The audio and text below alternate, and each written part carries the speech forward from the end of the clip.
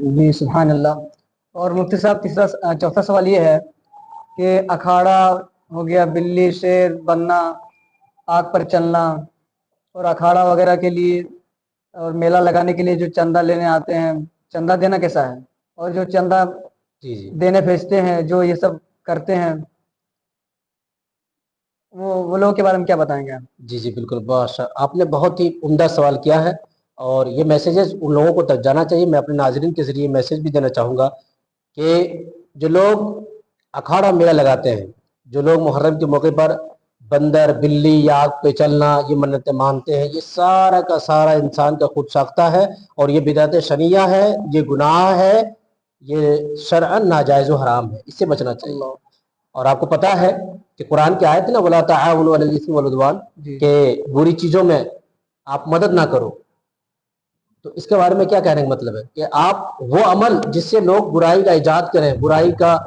برائی کو بڑھاوا دیں، ایسے عمل میں آپ کوئی بھی چیز تعاون کی شکل پیش نہ کریں۔ اگر کوئی چندہ لینے آتا ہے، وہ کسی لیے آ رہا ہے؟ محرم میں اکھاڑا لگانے کے لیے، عورتوں کو ہجوم بنانے کے لیے، تماشا کرنے کے لیے، تو یہ تو ایک بری چیز ہے، اور اگر آپ اس میں دیتے ہیں تو آپ بھی برابر کے شریک ہیں۔ لہٰذا ایسی چیزوں میں، تعزیہ میں یا پھر تماشا میں یا اکھاڑے وغیرہ میں چندہ دینا بالکل ناجائز و حرام ہے، اس سے امت کو بچنا چاہیے۔ اور ایسے لوگ جب آئیں تو ان کو سمجھا کر کے اپنے گھر سے دور بھیج دیں کہ بھائی میں بری چیزوں میں آپ کا ساتھ نہیں دے سکتا۔ ہاں اگر کوئی مطلب سبیل لگانا ہو،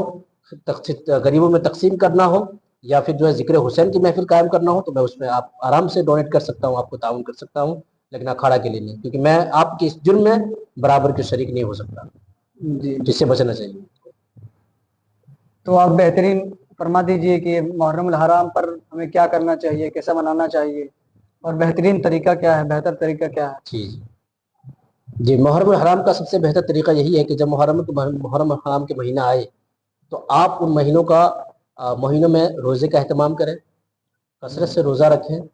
درود، ذکر و وظائف کا اہتمام کریں، اور ذکر حسین، کربلا کی یاد اور کربلا کے جو میسیجز ہیں، جو پیغام ہیں، جو وہاں کا ایک پورا ایک سیگمنٹ جو ہوا ہے، جو حادثہ ہوا ہے، اس کے پیچھے کیا ریزن ہے، کیا مقصد ہے، اس کو جاننے کی کوشش کریں، اور اپنے آنے والی نسلوں کو بتائیں کہ حسینیت کیا ہے، سچی حسینیت کسے کہتے ہیں، ان چیزوں کو بتانے کی ضرورت ہے۔ دوسرا، جب 9ویں اور 10ویں شب آ جائے تو اس دنوں کی فضیلتیں بڑھ جاتی ہے، روزے کا اہتمام کریں، اور جو غریب ہیں، جو یتیم ہیں، ان کے گھروں پہ کھانے کا اہتمام آپ کروائیں، ان پہ شفقت کروائیں، کوئی بیمار ہے تو ان کی عیادت کے لیے آپ جائیں، اگر کوئی مصیبت میں گرفتار ہے تو ان کی مدد کریں۔ اس طرح کے بہت سارے خیر امور ہیں جن کو ہمیں انجام دینا چاہیے۔ یہ جو کھچڑا بنانا، پلاؤ پکا کر کے روزے کا اہتمام لوگ نہیں کرتے ہیں، لوگ کیا کرتے ہیں، کھانا پینا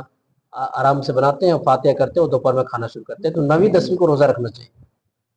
10ویں عاشورہ کے روزے کی بڑی فضیلتیں ہیں، اس لیے اس دن کا خاص خیال رکھنا چاہیے، اور اس طرح آپ اس محرم کو منا سکتے ہیں۔ اور اگر واقعتاً آپ کو حسینیت آپ ہیں، اگر امام حسین سے محبت کرتے ہیں، تو ذکر کی محفل کریں، اور ہر روز واقعی کربلا کو سنیں، حادثہ کربلا کو جانیں کہ کیا ریزن تھا، کیا میسیج تھا، کیا پیغام تھا، اور کثرت سے نماز، درود شریف، وظائف کا اہتمام۔ سبحان اللہ، ماشاء اللہ، بہت خوشی ہوئی، اور آپ سے بہت کچھ سیکھنے کو ملا،